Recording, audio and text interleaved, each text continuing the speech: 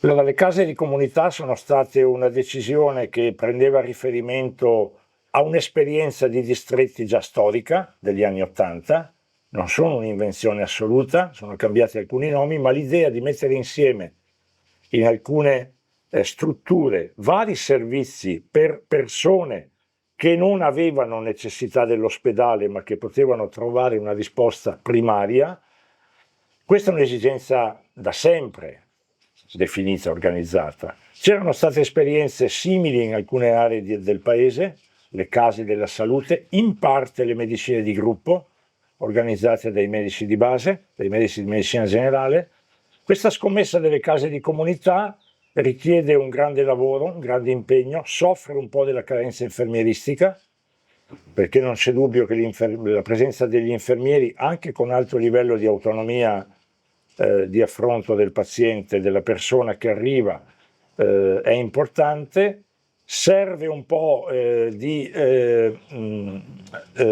sistemazione della crisi, la chiamo così, di collocazione istituzionale dei medici di medicina generale che sono in fase evolutiva, dipendenza piuttosto che libera professione, una fase ancora un po' incerta. Io credo però che la prospettiva di centri nei quali lavorino i medici di medicina generale si dia una risposta del genere codici bianchi o qualcosa di simile senza che la persona per acceda al alleggerire il pronto soccorso. ed intasare il pronto soccorso destinato ai codici rossi gialli in via prevalente. Ecco. Perché chi arriva e aspetta 8-9 ore non accetta questa situazione, ma con un codice bianco lì non ci dovevi arrivare. Quindi questo è un elemento da considerare. Quindi una risposta di questo genere, degli infermieri in grado di gestire la medicina di primo livello, le medicazioni, un centro vaccinale nella casa della comunità che possa rispondere all'esigenza di prevenzione primaria di tutti i nostri bambini, dei giovani e degli adulti, e un centro che pensa al collegamento col territorio, quindi le municipalità, le istituzioni di volontariato, il raccordo con l'ospedale, perché chi esce dall'ospedale deve essere preso in carico del territorio, preso in cura, come si dice oggi, non può essere lasciato solo alla famiglia, specie se è in condizioni difficili, specie se l'età è avanzata e impegnativa, perché oggi le famiglie sono leggere, non sono più rappresentate da 10 persone come accadeva tanti anni fa, e per due giovani che lavorano avere il nonno che rientra a casa è molto impegnativo, lì ci vuole un grande lavoro, ce n'è da fare, insomma. Ecco, la casa di comunità è una bella scommessa che potrebbe avere buoni risultati, ma bisogna investirci ancora molto, più che in termini economici, in termini di idee e di soluzioni condivise, specie con i medici di medicina generale.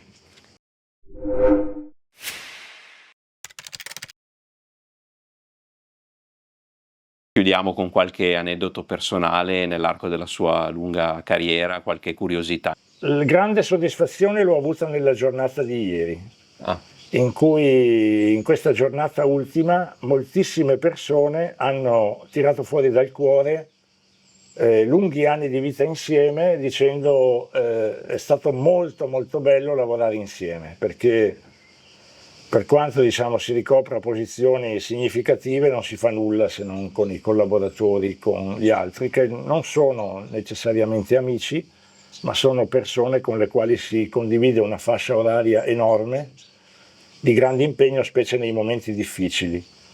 Credo che forse i rapporti più significativi si creano nelle fasi emergenziali. Durante il Covid si sono consolidati i rapporti con alcuni dei collaboratori che ancora oggi durano con un livello di qualità enorme. Forse un aneddoto è questo.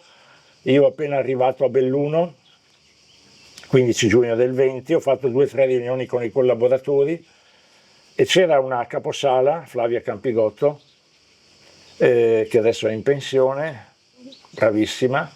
Lei mi ascoltava con pazienza, lei era era nata a Cortina, quindi era una donna della montagna, ma quella vera, era una nata locale proprio. Una locale, sì, della Cortina operativa, ecco. Una donna molto solida, si potrebbe dire questo di molte altre persone con cui ho lavorato, ma questo è un aneddoto. Io parlavo di come organizzare esattamente come abbiamo fatto oggi, idee, ingredienti, percorsi, un po' di scienza. E lei alla fine di questa lunga giornata mi ha detto: sì, primario, ma adesso io cosa devo fare? Quindi estrema concretezza, per quanto si chiacchieri, poi alla fine bisogna fare. Quella cosa lì che ti è affidata la devi fare e la devi fare bene, perché se tu fai bene quella piccola cosa che ti è affidata, il sistema ne beneficia enormemente. La cosa più divertente è stato il giorno in cui mi chiama la coordinatrice dell'area tamponi durante l'emergenza Covid e mi dice che aveva a che fare con un super VIP di Cortina impegnato nei mondiali di sci del 2021 e che aveva una positività Covid, quindi doveva fare, essendo agli arresti domiciliari, il tampone di uscita. La mia coordinatrice gli chiese: ma lei ha un'auto per recarsi al drive-in tamponi? E lui rispose, era veramente un super VIP messicano se non ricordo male, che disse: io non ho un'auto, io ho una Bentley.